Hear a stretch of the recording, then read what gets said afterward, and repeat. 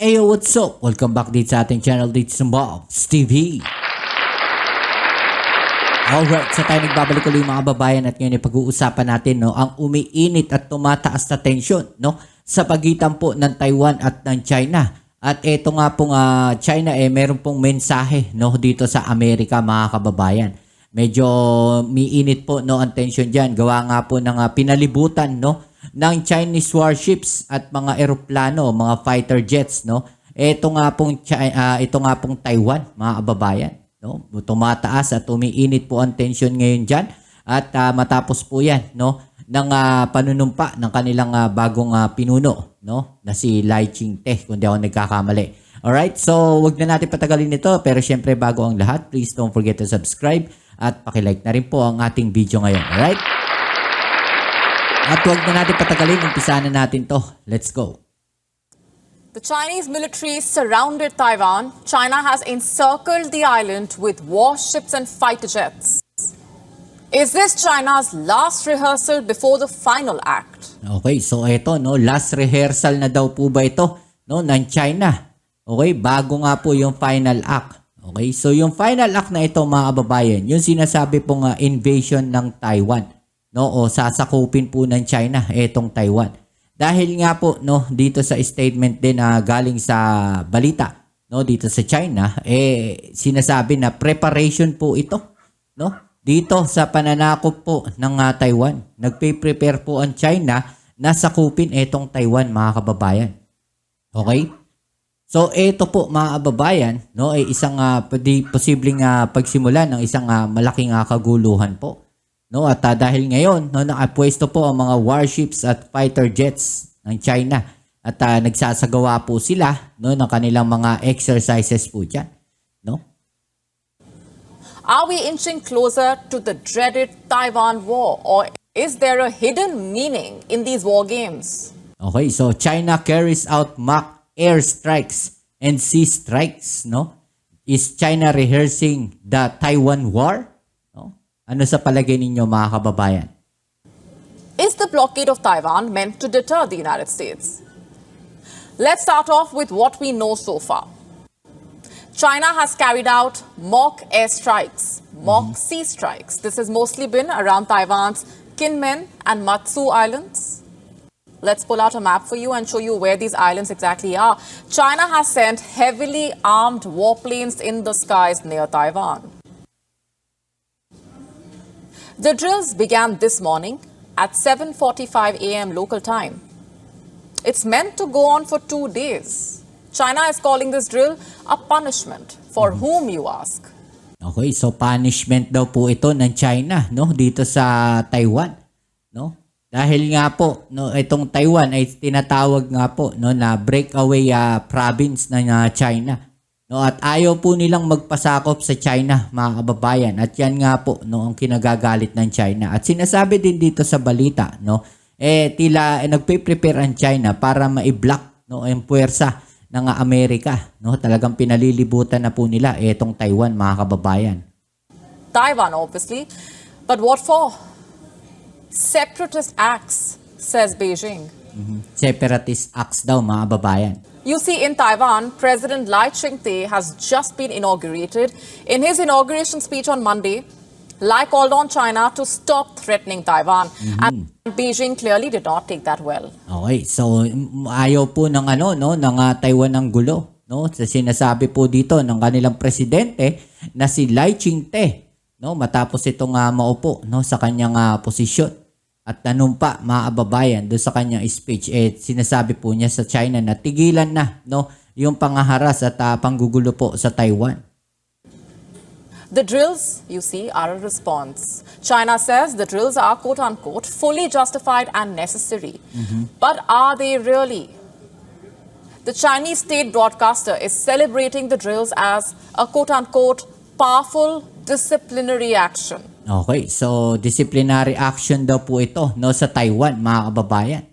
Okay, so ito nga bang ginagawa na to ng China makatarungan po ba? Naaayon po ba sa international law ito?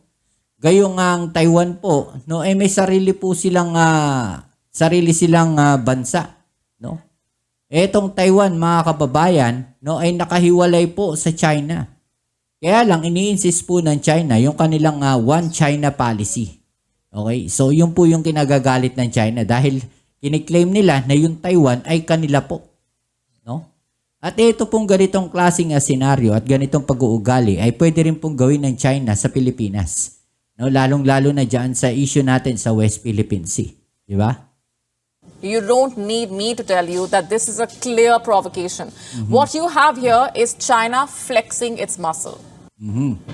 The dragon is trying to show Taiwan what it is actually capable of, how it can cut off Taiwan from the rest of the world, seize control of its airspace, the surrounding waters, block Taiwan's business, even its energy imports. So sinasabi dito na kaya ng Chinese, no, o kaya ng China, no, naputulin lahat, no, ng connection ng Taiwan sa buong mundo. No, kaya nilang harangan, no, o palibutan itong Taiwan. Okay? In fact, the state broadcaster CCTV in its coverage said the drills were partly aimed at rehearsing an economic blockade of the island. Taiwan, as you know, is the world's leading semiconductor supplier. So eto pa mga kababayan, yung mga semiconductor suppliers po na yan, no? O yung mga semiconductor products po na yan, okay, ay nagagamit po yan mga kababayan sa paggawa, no, ng mga armas, mga missiles at kung ano-ano pang mga klaseng armas. Kaya gustong-gusto nilang makuha itong Taiwan. O gustong-gustong makuha ng China itong Taiwan. Isa po yan, no, sa dahilan kung bakit ayaw nilang bitawan itong Taiwan. How has Taiwan reacted? Taiwan's new leader, Lai Ching-te, has said that he will do what it takes to defend Taiwan. Okay, so lalaban ng Taiwan. 为何国军弟兄姐妹 I will stand on the front line with all the brothers and sisters from the National Army to defend the national peace together. Okay, so sasama daw po yung kanilang presidente, no, na si Lai Ching-te. Okay? Lalaban po sila, mga kababayan, dito sa China. 此时此刻， This is Kinmen. This Taiwanese island is a stone throw away from China. Like you can see on your screen, one can literally see the Chinese skyline from Kinmen. During the second Taiwan Strait conflict, Kinmen was among the worst hit, by the way. On the 23rd of August 1958, Chinese troops attacked Kinmen. There was heavy artillery shelling for 44 days. Taiwan says it lost 439 soldiers, 80 civilians, which also explains the anti-landing spikes on the beaches of Kinmen. But today, as the Chinese military rehearses the blockade of Taiwan, the people in Kinmen are calm. And why do you think that is? Is it their confidence in Taiwanese defense, or is there more? 心战喊话吧，因为毕竟 It might be just a threat. They have been talking about it for 20-30 years. Ooh. If a war is bound to happen, if they plan to attack, they would have struck 20-30 years ago. 要攻打对吧？早在20-30年 Okay, so sinasabi dito, no, ng residente mga kababayan ng Kinmen o ng Taiwan, no, na kung aatake nga naman ng China, eh dapat matagal na. Okay? So kung titignan natin, kung babalik tayo sa mga panahon na yun, no, eh ganun na po kalakas ang China ngayon. Lalong-lalo na sa naval forces. So ang ginagawa ng China, eh matagal na sila nagbabanta, pero nagpalakas muna sila ng puwersa. Okay? So puro pananakot po sila ng mga una. Okay, pero ngayon, no, may capacity na sila o may capable na sila, no, na gawin yung mga bagay na yan, mga kababayan, dahil napakalakas na nga po ng puwersa ng China ngayon. No, na lalong-lalo na sa naval assets. 'Di ba? Isa sila sa may pinakamalaking naval assets. Okay? So, pero hindi po natatakot ang Taiwan dahil alam naman nila, no, na kaya nilang labanan. No, at may mga kaalyado silang bansa. Kasama na nga po diyan ang Amerika. 年就打进来了。 And what do you make of such sentiment? Does China really not plan to attack Taiwan? Of course, there are these drills. Chinese President Xi Jinping has time and again said that China will be reunified with Taiwan. In 2019, he also went a step ahead and said that Beijing will use force if necessary. Yun. What if this is all meant to blockade the US from Taiwan and not Taiwan? What if attacking Taiwan was never part of Xi Jinping's plan. In December 2023, the Chinese President Xi Jinping and US President Joe Biden met at San Francisco. Do you know what Xi Jinping told Biden? That China would prefer taking Taiwan peacefully, not by force. Xi Jinping also said that American analysts were wrong in predicting that China would wage a war on Taiwan by 2025 or 2027. The Chinese president simply said that Beijing has set no such timeline.